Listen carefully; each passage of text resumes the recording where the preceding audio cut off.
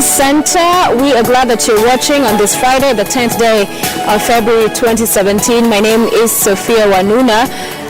11 magistrates, as we said earlier, in case you're just joining us here on News Center, have been fired for alleged professional misconduct over accusations varying from corruption to reporting to work drunk. The JSC says that it took into account the principles of natural justice in reaching its final verdict. Now, the nature of complaints against the magistrates included absenteeism, issuing rulings calculated to defeat the cause of justice, sitting on a case already concluded, receiving irregular allowances, and delayed rulings and judgments. According to the Judicial Service Commission, one of those fired had 204 pending judgments. The JSC said it received complaints against 15 officers and gave them an opportunity to defend themselves against those accusations, both in writing as well as orally. Let's talk more about this. Joining me in studio now is Duncan Okatch and Oduor. They are both advocates. Thank you, gentlemen. Karibuni News Center. Thank you, Sophia. So I'll start with you, Duncan. What do you make of this sacking of the 11 magistrates? Is this indicative of no-nonsense Justice Maraga swinging into action as he heads the JSC? Sophia, I think that is actually it. Justice Maraga is actually sending out a very bold message to the judiciary, and is actually indicating that as far as his tenure is concerned, he will not tolerate those particular vices that will pull back the gains that have been made or the gains that he wants to see by the time his tenure is ending. And that is why you see that such a decision affects, out of the 15 magistrates to which complaints were made against, 11 have actually been found culpable, and they are actually home as we are speaking. You agree? Yeah, to a large extent I do agree that it actually sets the pace for Justice Maraga's tenure on how he's going to handle his officers, more so the judiciary officers. But then one interesting thing against one of the allegations, which actually I found out not really settling well, was the place where they said that the magistrates have been allocating themselves irregular allowances. They don't allocate themselves irregular allowances. The Judicial Service Commission, where the CJ is the one who chairs, is the employer who controls all the finances. So that one I think is a little bit of a stretched accusation, or so to speak. Right. Yeah. So 11 of them going home. Is this barely a scratch of the surface from your view as lawyers, and as far as the rot that perhaps is in our courts and with the magistrates and judges?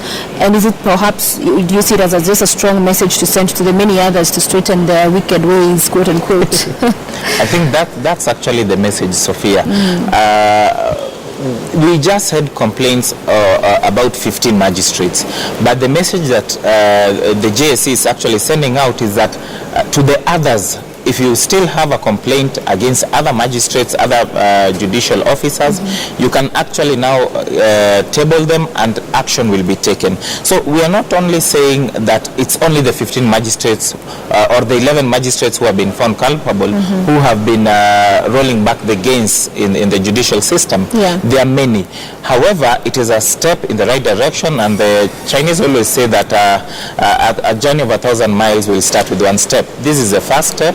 And I think it's upon us to actually give accolades to the JSC for taking this very bold step that is unprecedented in nature. But having said that, and just touching on what my learned colleague has indicated, it is still a process that can be challenged. JSC still sits as a quasi-judicial body. It is an employer. Someone can challenge that particular decision in an employment court, can challenge that particular decision in the constitutional court, and we are yet to see. However, having said all that, and with all those rights appertaining, we still say that it is a step in the right direction. In the right direction. So there's still legal recourse for these magistrates?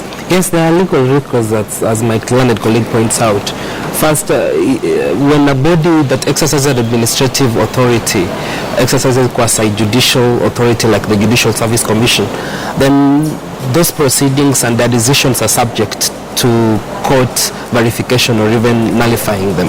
For instance, if any of the 11 magistrates can actually move to the Employment and Labor Relations Court to nullify that decision, or even move to the High Court Judicial Review Division to nullify those decisions. So basically they have the request. Yeah. And we hear the JSC talking about taking into account principles of natural justice in rendering this verdict. What does that mean? Actually, what that means, Sophia, is that they were told of the accusations against them. They were given a chance to respond to them. They were given enough time to actually put in their response and to even bring in any witnesses. So this decision was not just a one-sided or unilateral decision. They were actually taken through the process. They were given a chance so that the JSC can actually hear their side of the story, such that the resultant decision is a decision that has factored in their defenses, or actually their excuses, for lack of a better word. Yes. And 204 pending judgments. That is staggering on just one magistrate. Is this indicative of a problem in the judiciary in general, especially for many Kenyans seeking justice? Yes, that is very indicative of actually why the judiciary has actually received a bad name, or so to speak. That actually goes to the root of backlog of cases in the judiciary. 204, that is quite a big number for a magistrate. But then I don't want to really be on the magistrate side, but then there also might be other factors that led to 204. There might be other cases that probably are not actually on the magistrate's hand to handle. For instance, if there are land matters, they're very complex. For instance, I can tell you for free, we have cases that involve land matters that were filed in court before we were born, trust me. Some are as early as 70s and early 80s, cases that are still pending. And then you realize sometimes when delay in judgment, so what they are not telling us, delay in judgment as the case been concluded or the case is still ongoing. If the case has already been concluded, then it's a matter of judgment. Then the Judicial Service Commission was very much in order to fire the magistrate. But then if the cases are still ongoing and then rulings are pending, then that is a different issue. It's outside the hands of the magistrate. If lawyers file applications, after applications, that means the case is not going to be concluded. If applications are pending and all that stuff, then every new case, new witnesses are coming, people are coming to join into the case. There's no way the magistrate can hurry that. And what is the process? Let me flip this to the lawyer side of those that are equally not conducting themselves properly, of course with the LSK being in place, to be able to disbar, you call it. What is that process like, and why don't we ever hear, so that people can also have confidence that they're not being taken advantage of by lawyers who are just seeking to make a buck? Sophia, I think this one brings it closer home. You've actually flipped the coin, but it's something that I agree we must also face in equal measure. As much as we're actually trying to clean out aspects of the judiciary, it is actually the lawyers and the LSK itself is a very pertinent component in terms of administration of justice. I agree we have rogue advocates, we have advocates who actually go away with clients' money, who advocates who take instructions and don't represent the clients well. Those issues are there. Just like in any other profession, you'll always find the mad people in that society. However, we have two mechanisms that actually deal with that, and we have the complaints mechanism that has actually been enshrined in law. We have one at the AG's office, and we have one at LSK itself. And once you complain, it actually takes the same procedure. The advocate will actually be notified. There will be a hearing. You'll actually present your case against the advocate. And if they find that actually this particular advocate actually went against the professional conduct and tenets, then you can actually be disbarred, you can actually be suspended, you can be expelled, you can actually be penalized. It depends with the nature of transgression. Yes. Finally, your thoughts? Actually, I think, to be sincere, among the professional bodies in this country, lawyers, I think, are the most, the self-regulation actually works than any other profession. We have, as my learned colleague says, we have the Advocates Complaint Commission at the Law Society of Kenya. Then we also have a almost similar one at the Attorney General Office. Just about 3 weeks ago, Attorney General actually published 15 lawyers' names who have been disbarred from the advocates' role.